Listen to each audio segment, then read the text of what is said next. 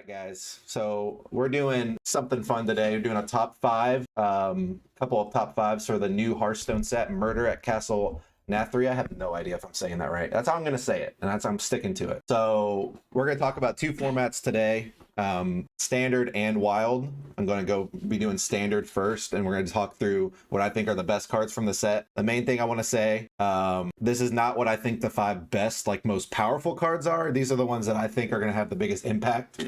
That you're going to see the most of if you play those formats, the ones that I think are probably going to be the best ones to craft or use starting out in the format. So with that said, let's go ahead and get going. So honorable mentions. There's a lot of cards from this set that are pretty, I think, high impact. So the first, I'm going to go over, so first things first, I'm going to go over a few that I think are not quite the top five, but are still, you're going to see a ton of throughout if you play these formats. So in standard, I've got 5 cards here that I think are pretty good, but I don't necessarily think are going to be those really top 5 cards. Starting out, we got Widowbloom Seedsman. It's a druid card. It draws a nature spell and gains an empty mana crystal. First of all, the issue I see with this card is not that it's not high power level. It's just, it's a little slow. So you get a really small, you get a 3/2 instead of, you know, like a bigger size body. That's not very good for 4 mana. It does draw you a spell, does gain you a mana crystal, which are things you definitely want to be doing as druid. And it's going to be very good. Don't get me wrong. It is definitely going to be very good, but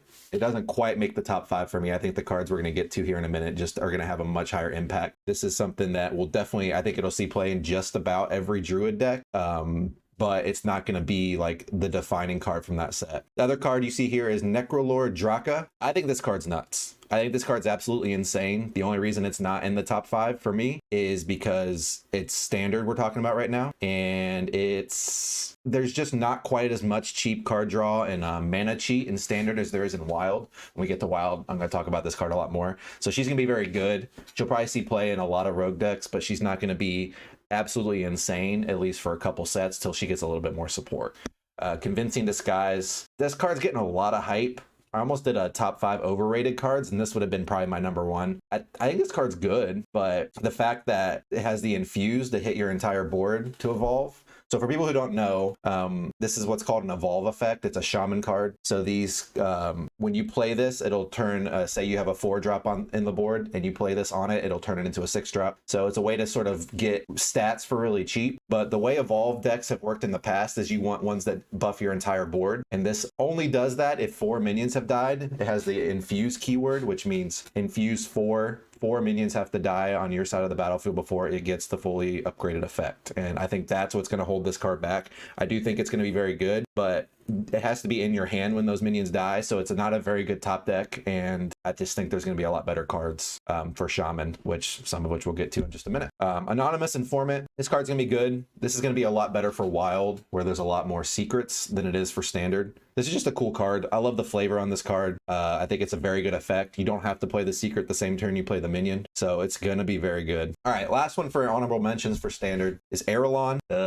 I love this card. So if you guys don't know, the Wild Steeds are a series of minions that they released with this set. They all come in dormant and range from a 1-turn dormant to a 3-turn dormant. They're really strong, and this summons all 3 of them, but it's going to be a really slow card. It's more of a value card. So as good as I think this is, I just don't see the hype that a lot of people are giving it. It's going to see play in probably a lot of hunter decks, but not every single hunter deck. You're gonna have to be a very specific type of hunter deck to want this in your deck, because I mean, think about it, it takes up 3 slots on the board that are all going to be dormant, and it's going to take a couple turns for all of those to clear up. So it's a value card, not so much like tempo card. All right, so moving on. So first one in my top 5 list for standard cards is Elitist Snob. It has battle cry for each paladin card in your hand. Randomly gain Divine Shield, Lifesteal, Rush, or Taunt. So for anyone who's played Hearthstone for a long time, there is a card called Ziliax, which is a mech, and it basically has all of these same things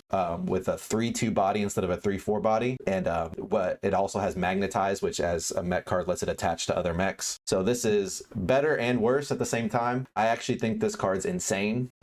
Basically, if you have 4 or 5 paladin cards in your hand, it's guaranteed to get all of these, and you get to run 2 of this, whereas Ziliax was a legendary, you could only run 1. It's going to be absolutely insane. So I highly I think this card's getting a little underrated right now. I think this card is going to be the reason people play. I think this card is going to be the reason people are playing Paladin this set.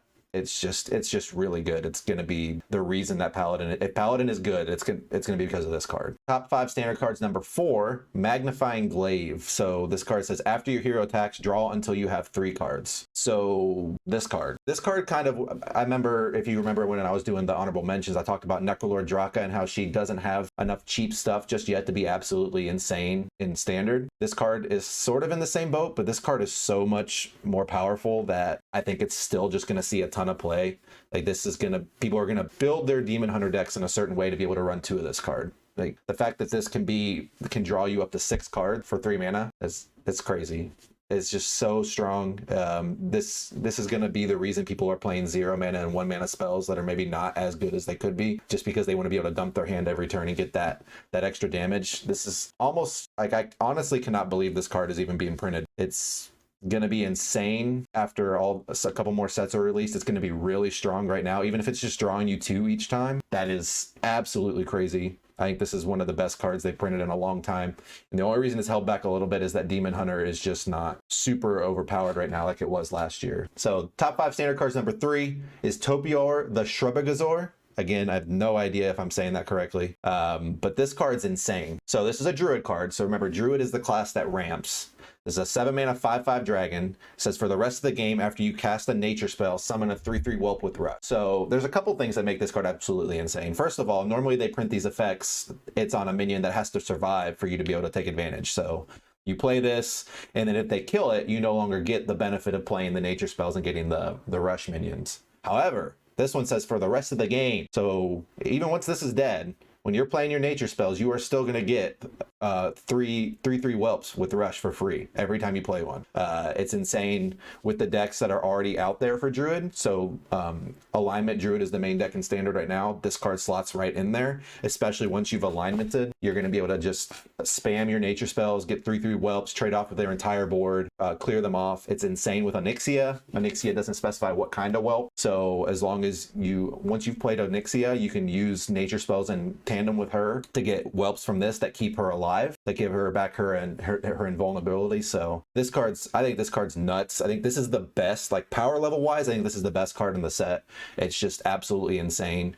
It's going to see play the entire time it's around. The only reason it's number 3 is because Druid isn't the strongest class right now. So I'm excited to play with this card. This is probably my favorite card from the set, and I would not be surprised to see this one nerfed. All right, so top 5 standard cards, number 2, Primordial Wave. It's basically Devolve plus Evolve stapled together. Both of those cards were insanely strong. This one I think is probably worse than both of them, but being worse than some of the most powerful cards that Shaman's ever had is not a bad place to be. It's still going to be very, very, very good. The fact that there's so many buff effects and so many minions that it's really are really strong to silence or devolve already in the format. People are running Starfish, which is a 3 mana 2/4 that silences all minions just for the silence effect. This is basically that for your enemy minions, but it makes your minions better.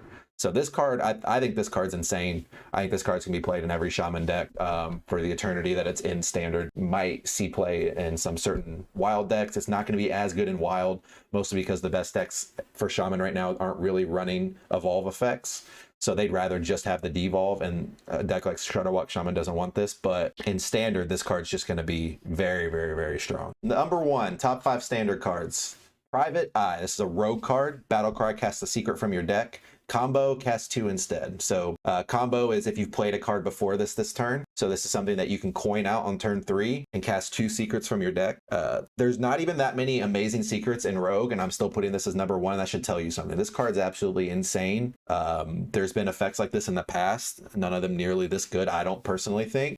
Just casting 2 cards from your deck for free is just absolutely insane. And the fact that they're secrets, it's such insane tempo. The secrets that Rogue got are almost all board based. So this is just going to give you such an insane board lead. It's going to let you do exactly what Rogue wants to do, which is push tempo, get ahead, deal damage. It's going to let you set up a lot of your secret synergies and stuff. This card, I'm still like, every time I look at this card, I just cannot believe this is a real card that they printed.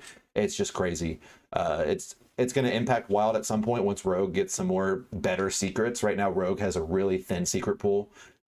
in standard and in wild. It just doesn't have nearly as many secrets as the other classes that get secrets. So once rogue has enough secrets to make this worth it, it's gonna absolutely dominate in wild too. Can probably make a secret rogue archetype all by itself almost. Yeah, I can't even say enough about this card. It's just crazy. So get your secret rogue stuff ready. It's going to be a good deck in standard, even if the rogue secrets remain kind of in between. You're going to want to be playing rogue in standard.